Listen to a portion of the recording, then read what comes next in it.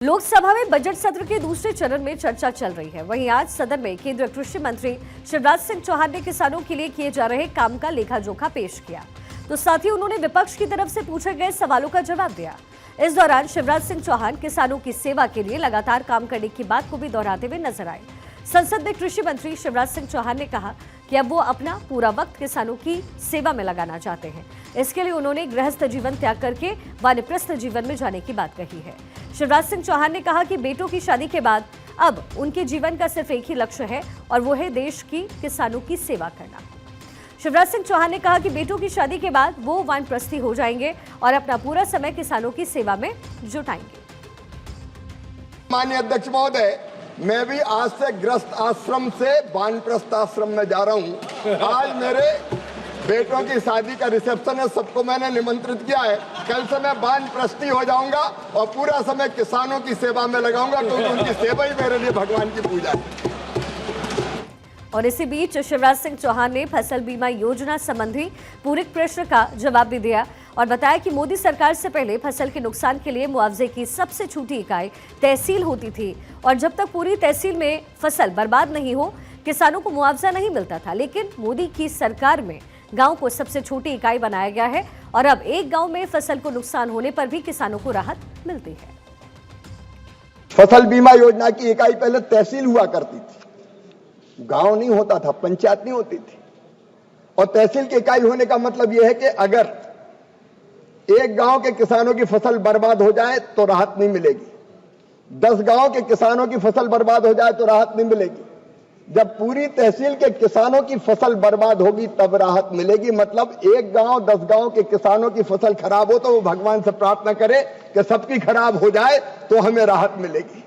प्रधानमंत्री जी के नेतृत्व में यह फैसला किया कि प्रधानमंत्री फसल बीमा योजना में बीमा की इकाई ग्राम पंचायत को बना दिया गया, गांव को बना दिया गया, ताकि गांव में नुकसान हो तो दावा मिल जाए। मैं उनको बताना चाहता हूं कि अगर बीमा कंपनी अनावश्यक भुगतान में देर करेगी तो 12% ब्याज किसान को उसको देना पड़ेगा। अनेकों ऐसे उपाय किए गए। माननीय अध्यक्ष, लोकसभा में आज चर्चा के दौरान शिवराज सिंह चौहान ने कांग्रेस सांसद प्रियंका गांधी के सवाल का जवाब दिया। दरअसल प्रियंका गांधी ने वायनाड आपदा की बात उठाते हुए केरल और वायनाड के किसानों के लिए हमदर्दी दिखाने की बात कही, तो साथ ही सवाल पूछा कि केरल के रबर के किसान जिन समस्याओं का सामना कर रहे हैं उसके लिए सरकार क्या कदम उठा रही है। इसका जवाब भी शिवराज सिंह चौहान ने दिया और बताया कि सरकार पूरे देश के किसानों के साथ खड़ी है। भेदभाव का कोई सवाल नहीं है। मैं निवेदन करना